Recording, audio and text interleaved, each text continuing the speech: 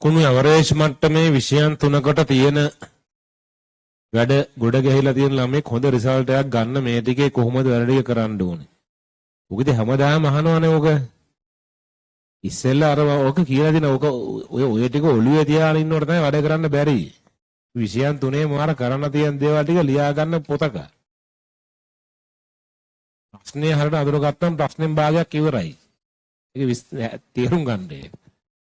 ඔයාට හිතුණාට මහා ගොඩක් වැඩ තියෙනවා කියලා සමහරකට මහා ගොඩක් වැඩ නැහැ. මහා ගොඩක් වැඩ ඇති. ඒවෙන් ඔක්කොම කරන්න බෑ සමහර විට. ඒතර කරන්න ඕන දේවල් ටික තෝරගන්න පුළුවන්. ඉතින් එක එක විෂයට කරන්න තියෙන දේවල් ඔක්කොම ටික මේ විෂයට අදාළව ලියා ගන්න. මේ ටික මට බලන්න තියෙනවා. ඒක ඔළුවේ නෑ ඒ ටික තියෙන කොළ එක.